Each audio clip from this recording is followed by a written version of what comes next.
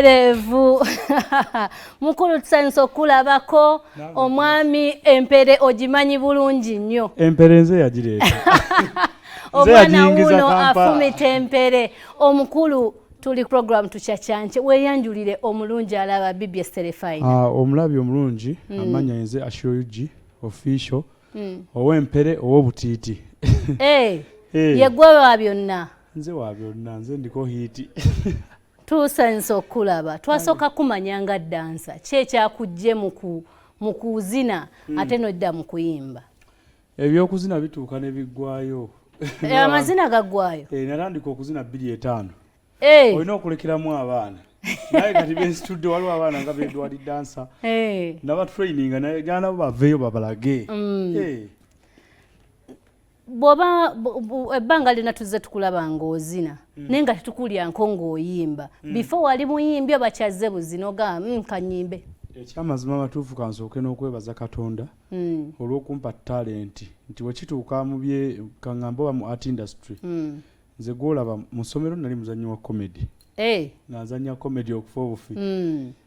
naye nga bwenzina nga dance mwali omusajja oli versatile tukulaba buli wamu ogwawo vibe ngenda okulaba industry eno nga njeetaaga naye ng'obuzibu teyingirikika naddala ya music balina okumanya olina okusiigira ddala ekifaananyi bakumanye hali ne ngamba kati Kampala eno gikuba obulungi abantu bakumanye kuba ndi musajja w'ekasanda ne ngamba okumanya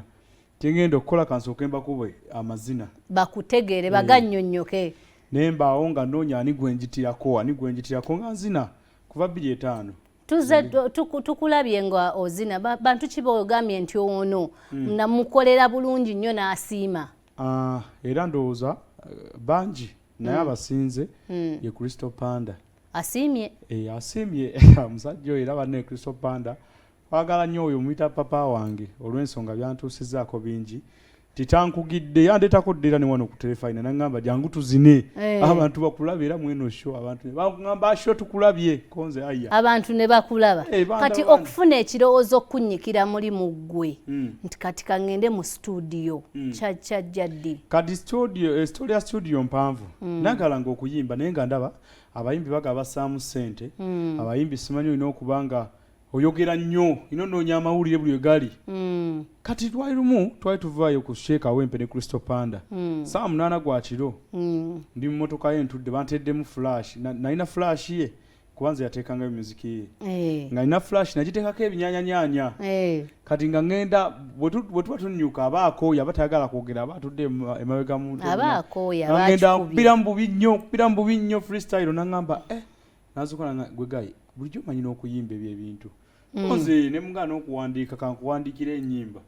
nensooka muwandiikira ekiyimba kimu nangamba abajja gamba njogera bakiyita neighbor nja kibaweera mu maaso nja kibawa nja kita nangamba bajja gamba nkwana baneighbor bange bangi abakazi kyagamba yali ategeeza nti bali abayimba ku baneighbor baba baagala kati oluyimba luli era unaaluwulira lugambye ddala ku neighbor njogera nti neighbor kaakati nangamba olusinda lukola nempandiika obutiiti nangamba ne Brad nkoye ebiyimba byompa ekyekimba kirungi ekyobutiiti naye naawe kyeyimbire gwe tuyagala kubeera sita bwatu buyaŋŋamba kati olunaku olwao tubadde twogera ku bantu abatukutte ku mikono n'olaba nti gundi antereddewo omukono ansise ku mukono kati nawe akusise ku mukono okutuuka ku butiiti bw'essaawa zino exactly Crystal Panda tumuwe obugalo naye azza nnyo papa neyanzeege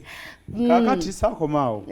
nga ŋŋamba genda oluyimba olwo lulungi lugenda kukolera kati nga ndowooza oba anyiize bunyiizi lwaki ntandise okuyimba nga ate muyimbi bwe yaddeewe nga nkubira essimu nali sinatuuka nawaka kuba emmotoka yasooka nga nemutuusa nange nentwala ewange naŋŋamba gwe ekimba ekyo waki tokikola kyonyimbidde mukonze Panda lwaki aŋŋamba atyo naŋŋamba luyimbe ne mugaa ŋŋendewa naŋŋamba genda ofune studio tuzina nkusasula funa studio oyingire muntu ayina embeera engeri gyayogeramu mukulu exactly genda ofune studio kati nga ngenda waliwo ka studio bakayita akajjaawo bwe nnyingira bwe nti nali ngenze nakuzannya mizannyo waliwo ekinayuganda kye nali nzannya ndaba producer nga gyebaleko nga mumanyi ndi muyimbi koye oyimba bikyakiro olwo nga gwe kennyini weewadde engule y'obuyimbi mutiisa ne muga so nkubira ekidongo ekigenda bwe kinagamba gayi n'akikuba mu ddakiika omuzannyo naguzannya nga neekweka mu studio bwe bagamba ashira liriddawa nga mugato bagamba ndi eri mbite bya studio nga mwankolera nga tukola oluyimba ka producer ako kasajja kae kati nnyo bakayita Trackstone nga kankolera kati bankyayimba ng'oluyimba lunyuma nyini studio ajja nyini studio bw'atuuka ngamba sebo gye baleko kaale wasasuddewa negakumyuka mukama wange sasasudde naye mbadde mbuuza producer baasooka okunkubira nangamba kati kufogera tugattako kikuba kumanya oli wa TikTok nze nangamba kati tugenda okukola njagala owane studio yange ku TikTok konze taata ate tewali buzibu data kwali nga ntandika owane studio ngamba si kyenjagala kulidde oyimba bulungi naye oyimba bubi eddoboozi oliyimba bubi era omwami onja mwebaza bamuyita namutuma Uncle Solomoni owajja Records mwebaza ssebo weebale yankubamu ne kumpi eyazze okusanyukamu obusanyusi yankuba nangamba nkugamba yimba bwoti olwama nagamba va mu studio yange genda naye producer agenda kuba omuyingizza n'atufuna nagamba alina gayi gwatamala leeta ebisumuluzo sibawo nengamba boy first do okuyingira studio nengamba sibiddamu kati naye njidde mu motoka nentula mu motoka nensooka nkaba nenga nokaba muba wali so passionate about kuyi anti nagamba lwenyingidde mu studio abayimbi abalala bakuba ne bayita munze bangobye nempi nankubamu omusajja omukulu akuba omusajja munne kati waliwo kagaya kamu era kati kenafuulanga ka promoter kange kuba kanyamba nnyo bakayita ka Jebbi manager Jebbi promoter nikangamba ki ashi kati ezempisi bakubye okaaba omusajja ali eri atunyumiza kubye nemugamba ng'emmotoka muli ebbugumu musana naye nga toguwulira nga sigiwulira nga mpuli obusungu gagayi bw'ayita wankubye atangobye n'okungoba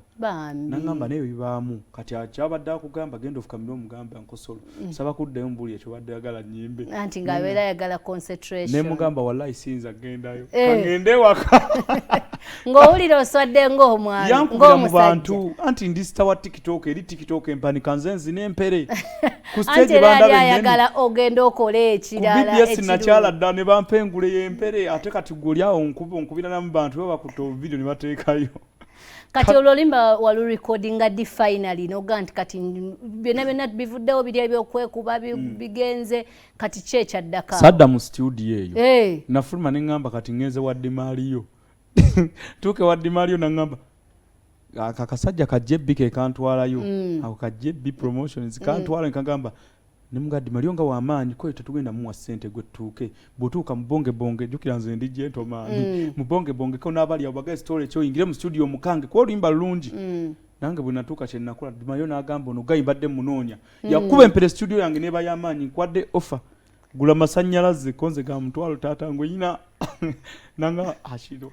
amasazi gabanga ga 10 twasinze ngendo ku recording sanimuga so kwate guno mutwalo ogulimu nantunuli yabwatidde Mario ngalaba mu butuufu empeye kuli bubi naawe nangamba asitompa kali sente tuyingire ne tugenda tukola oluyimba bwe tulukola ndumaliriza dima aba producer batuuza yangamba ku saa 2 ez'okumakya okulikodinga twalikodinga saawa 11 ez'olweggulu nga walidde ng'olina kyewa sajjadde ne ssente lwakuba unayiya n'enkulira Jebbi ne munga omusajja gwe wasindise nga tanfaako nangamba bafunye ekyokulya era bambi akasajja ako mukama akawa omukisa nalize nejja ku bikomando lwa TikTok kati final y'oluyimba awo wagikolera waddi Mario nakolera waddi Mario maliriza oluyimba ngenda ku Kyesalama anti abeera salama maliriza awo ku Kyesalama nzirayo ngamba naye omusajja ono yankuba oluyi kamuweereze ku namba imulage nti ndi wakabiri nakolera na waddi Mario tugende mu luyimba gwe abantu balabe ku video y'oluyimba lwo essaawa zino tuli mu kulaba ku TV yaffe naye mwana mulenzi Christopher ndabina abiyingiriramu ludda kuba mulaba mu luyimba lwo arayimingiramu akati nkola nuteeka ku TikTok mukama nanyamba lwatambula kuba nnaku 3 lwali lukoze abantu abakazi nyamu 10 Christopher nankubira ngamba olwaye kye nali gamba gwagiyina ne mugamba nangamba katugenda kola tekonzi kyensaba nsaba challenge osokkiza nompayo ku challenge okuddako emabega waliwo nali mubuuza namuganjala kuyimba naye oyinza okumpaayoko ku kulabo nansekera nagamba kolabo yakigwe tonayimba osaba kolabo nga njagala nkoleko naye ekirooto kyange nga kyakuyimba naye nga mutya naye ngamba jangu wenkolera ku radio tukole challenge bwe twakola challenge nagamba boy oguyimba guno guyina huuku n'abaako gwe yaweereza in fact yaweereza kamiliyoni kamiliyoni bwe yawulira oluyimba n'agamba boy noluyimba lw'amaanyi omwana mufuna engeri gy'omuyambako lulina huuku ez'enjawulo audio nga njiwulira ddala kamiliyoni yagiddamu paana naga tugenda lukola konze kale nempuyanga mutya n'omutya ninga baba tugenda kukola tutya nyenda tuuka eri ebyokuyimba bigaane mu studio ng'otiridde bwereere omuzannyo si muzibu kati muti omuntu seba akugamba tugenda wano ng'akusasula owedde waba boosi wo kakati paana nanga tulukole ne tugenda ewa atini gye twalukolera n'asasulayo ssente eza studio n'asasula n'ampita ne tulukola n'agamba katukole video nemukola video nga gwogisasudde nga yagisasudde byonna sina kye nateekamu yadde 10 kyekiddako essaawa zino kuva ku butiti bw'essaawa zino kyekiddako nina okuyimba gwe bayita neiba gwe tegugenda leka ate ogenda gutukasukirayo ddi tukusubire ddi oluyimba ngenda luteeka lwakutaano luno wengenda oluteekayo awo wennyini mwana mulenzi Hashura tugambye nti obutiti ne mukyala neiba gy'essaawa yonna era nga teweerabira nti abatuteekamu ssente Nile Special bagamba kanywe nga kannyogoga kadde kende omwenge tegutundibwa wansi wa myaka 18 era tonywa n'ovuga mukwano oyagala kugenda bweru onoonya mirimu gyabula Skype nze gamba nti you're welcome genda wali entinda ku Haruna Plaza ojja kubanga bakwasaganya bulungi nnyo enamba zaabwe zitambulawo bakubireko manye ebibafaako mulowooza wano nno tusobola okusukkawo mubeere bulungi